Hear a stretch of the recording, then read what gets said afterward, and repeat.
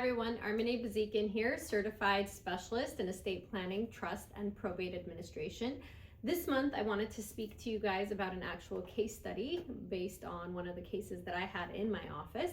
And I wanted to use this case study to illustrate a type of procedure that we have here in California through the probate court. It's traditionally or commonly in the legal field called a Hegstead petition based on the Hegstead ruling in one of the previous cases that the court has handled. And this type of procedure is used for a very unique situation. Now, one of my clients who became a new client to me, I'm going to illustrate using her case because I think only through illustrations will you really understand the gravity and the importance of this procedure and why it was made available to the public. So normally when someone dies and their asset is not in a trust, it has to funnel through the probate procedure, meaning a full probate case is open. But in limited circumstances, the court will allow you to file kind of like a mini petition to the judge asking for help in a particular situation. And all of the things have to line up for this type of petition to actually go forward. And this case was a perfect example of this exact situation. So in this particular matter, unfortunately, the husband of my client was diagnosed with cancer, and when time came for him to scramble and do a trust, he unfortunately decided to hire a very well-known non-legal company that rhymes with doom to prepare his estate documents. And so he hired them to prepare the legal documents. They did. He signed it. And then at some point during the transaction, one of the staff members of this company told him to also, or offered him the service of also preparing a deed to transfer his property into the trust. And so as just a regular person, he didn't understand the legality of why he needed to transfer his property into the trust that he just created. But for whatever reason, he didn't understand, but he did it anyway. So he followed their instructions, paid them the extra sum of money to prepare the document and transfer the property that is solely in his name into this trust that they created and signed. For some reason or another, unbeknownst to the wife, she doesn't know how it happened because it was a very traumatic time for her, her husband, and her family at the time.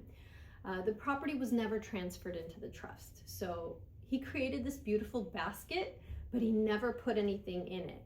And that's the key problem here, is he went through the trouble of creating a will and a trust and signing it and making sure it's done. But because there was no attorney on the other end, he didn't actually put the most important asset that he owned into this trust. So it was still in his name at the time of his death. He died shortly after. Now, fast forward about a year, the wife goes to call the mortgage company for some really simple matter, and they tell her, "You're not the owner of this property. We can't actually disclose any information." And so this is kind of the motivation that she needed to look into the case. She was like, "What do you mean I'm not the property? My husband created a trust and left it to me in a trust." So that's where I come in. She came into my office, very troubled, brought me all of her paperwork that she had done and all of the paperwork that the husband had done in the past.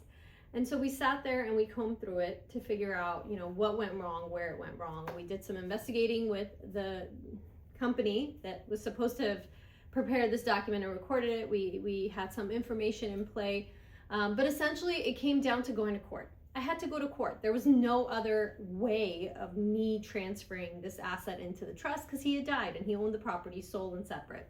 And so we petitioned the court, and I had to go in front of the judge and explain the situation to the judge through this Hegstead petition. I had to explain how unjust this situation is, that he went through the trouble of creating the trust.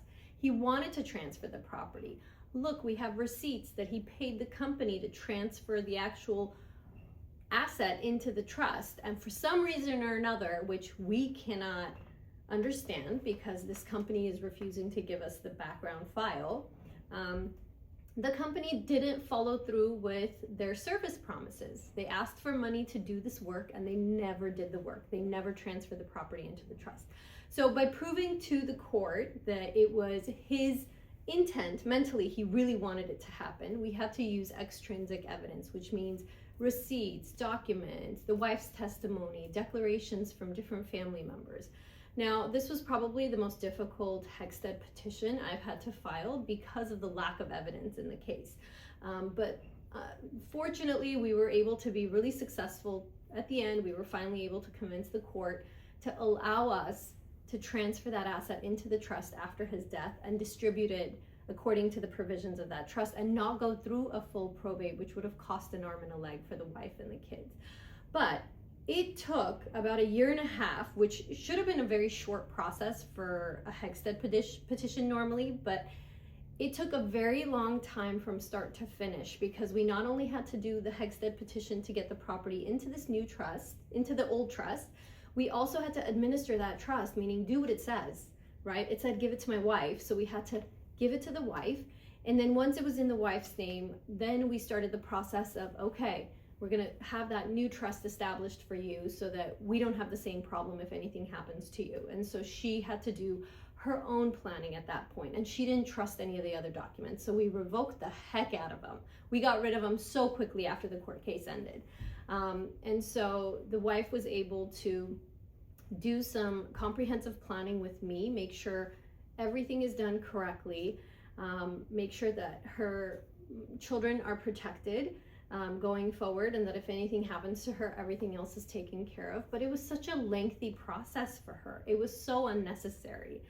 And it was all because they decided to hire this legal service company instead of an actual attorney to do the legal work. So they saved obviously so much money by hiring this legal company for a few $100 to do the work, or whatever it is that they charge. But on the tail end, she ended up paying probably 3 times as much as she would have had she just done it with an attorney's office originally. And so there are procedures in place for us to correct and tweak and help families out when mistakes are made. But why in the world would you want to create a situation that leads to a mistake for your loved ones to fix out of their pocket, right? Like, that's going to cost them more money on the tail end. So please, please, please do your family a favor. Speak with a certified specialist preferably, but at least a specialized attorney, meaning an attorney who does this type of work, not a jack of all trades attorney.